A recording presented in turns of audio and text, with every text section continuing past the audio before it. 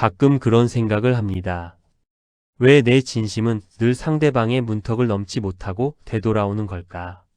분명 나는 최선을 다했고 누구보다 그 사람의 기분을 살폈으며 싫은 소리 한마디 하지 않고 곁을 지켰는데 말이죠.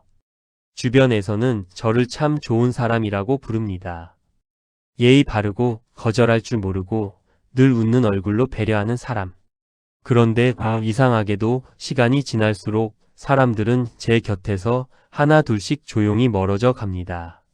갈등이 있었던 것도 아니고 크게 다툰 적도 없는데 그저 안개처럼 서서히 증발해 버리듯 관계가 끊어집니다.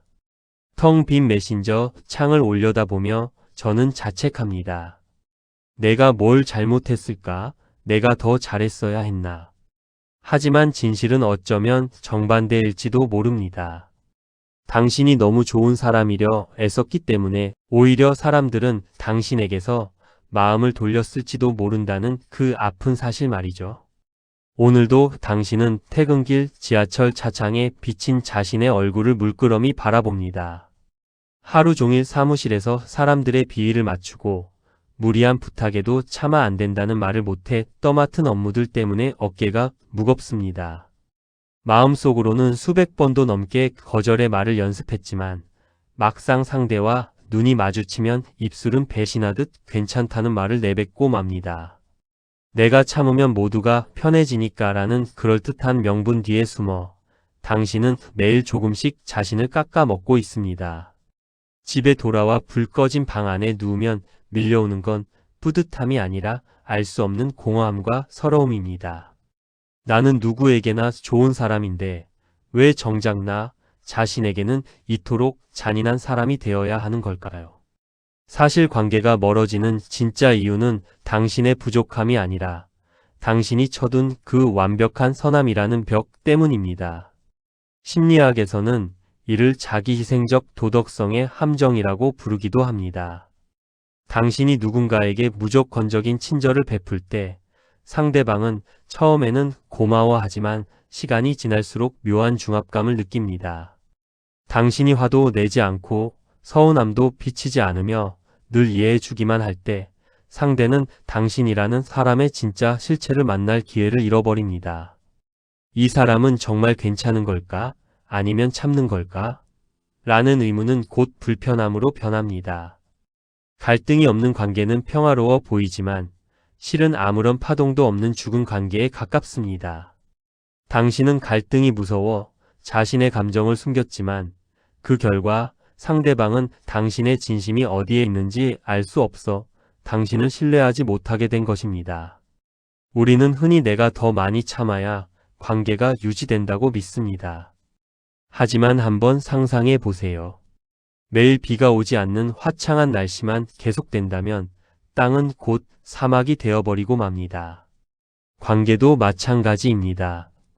적당한 비바람, 즉 서운함을 표현하고 갈등을 조율하는 과정이 있어요.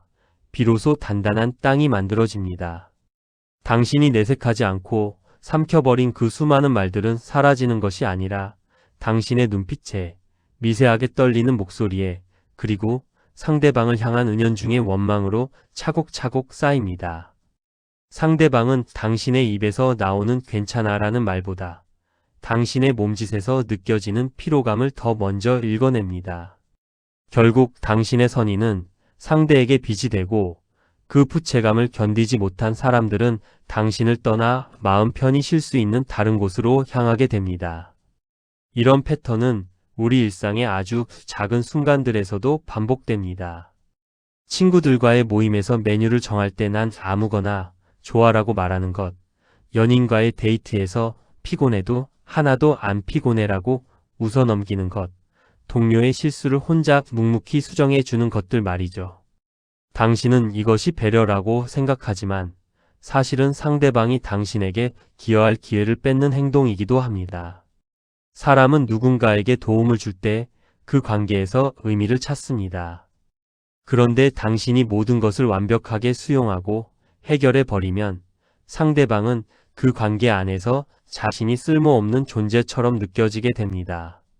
당신 곁에 있으면 자신이 자꾸만 이기적인 사람이 되는 것 같은 기분, 그 불편한 감정이 사람들을 멀어지게 만드는 보이지 않는 벽입니다. 이제는 그만 좋은 사람이라는 무거운 가면을 내려놓아야 할 때입니다. 사실 당신이 그토록 두려워하는 것은 사람들의 비난이 아니라 내가 더 이상 쓸모없는 사람이 될지도 모른다는 스스로의 불안감일지 모릅니다. 하지만 기억하세요. 당신이 화를 낸다고 해서 혹은 거절을 한다고 해서 당신의 가치가 훼손되지 않습니다. 오히려 솔직하게 자신의 한계를 인정하고 오늘은 좀 힘드네. 그 제안은 받아들이기 어려울 것 같아라고 말할 때 사람들은 비로소 당신이라는 인간의 입체적인 모습을 발견합니다. 그때부터 진짜 소통이 시작됩니다. 당신의 약점과 빈틈을 보여줄 때 비로소 타인은 그 틈을 통해 당신의 마음 안으로 걸어 들어올 수 있습니다. 완벽한 원은 다른 원과 맞물릴 수 없지만 울퉁불퉁한 모양의 조각들은 서로의 굴곡에 맞춰 깊게 결합할 수 있습니다. 당신의 솔직함이 누군가에게는 실망을 줄 수도 있겠지요. 하지만 그 실망을 견뎌내고도 곁에 남는 사람이 진짜 당신의 사람입니다. 모든 사람에게 사랑받으려는 마음은 결국 누구에게도 깊이 사랑받지 못하는 결과를 초래하곤 합니다. 당신을 가장 아껴야 할 사람은 타인이 아니라 바로 거울 속의 당신입니다. 오늘 하루 남을 향해 뻗었던 그 친절의 손길을 잠시 거두어 자기 자신의 어깨를 토닥여주는 건 어떨까요? 그동안 참느라 애썼다고 이제는 조금은 이기적이어도 괜찮다고 말해주는 겁니다. 세상은 착한 사람보다 자기 자신을 사랑할 줄 아는 사람 곁에 머물고 싶어 합니다. 타인의 기분을 살피느라 정작 자신의 마음이 멍들어가는 것을 방치하지 마세요. 당신이 당신답게 존재할 때 당신의 매력은 가장 빛나며 사람들은 그 빛에 이끌려 자연스럽게 찾아올 것입니다. 억지로 붙잡으려 애쓰지 않아도 남을 사람은 남고 갈 사람은 가게 되어 있습니다. 그것이 순리입니다. 그러니 이제는 누군가의 기대에 부응하기 위한 연기를 멈추고 당신만의 속도와 색깔로 삶을 채워나가시길 바랍니다. 창밖에 노을이 짙어지는 이 시간, 당신의 마음속에도 작은 평화가 깃들기를 바랍니다. 오늘 밤만큼은 타인의 시선에서 자유로워져 오로지 당신만을 위한 시간을 보내보세요. 맛있는 차 한 잔을 마셔도 좋고 좋아하는 음악을 크게 틀어놓아도 좋습니다. 남에게 베풀었던 그 따뜻한 온기를 이제는 당신의 지친 영혼에 나누어 주세요.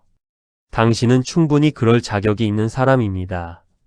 아니, 당신은 이미 존재 자체로 충분히 좋은 사람입니다. 굳이 증명하려 애쓰지 않아도 될 만큼 말이죠. 혹시 지금 생각나는 당신의 솔직한 마음 한 조각이 있나요? 차마 남들에게는 말하지 못했던, 하지만 당신만은 알고 있는 그 진심을 댓글로 짧게나마 남겨보세요. 글로 옮기는 것만으로도 마음의 무게는 한결 가벼워질 것입니다. 저는 여기서 당신의 그 소중한 고백들을 묵묵히 기다리고 있겠습니다. 당신의 내일이 오늘보다 조금 더 편안해지기를 진심으로 응원합니다.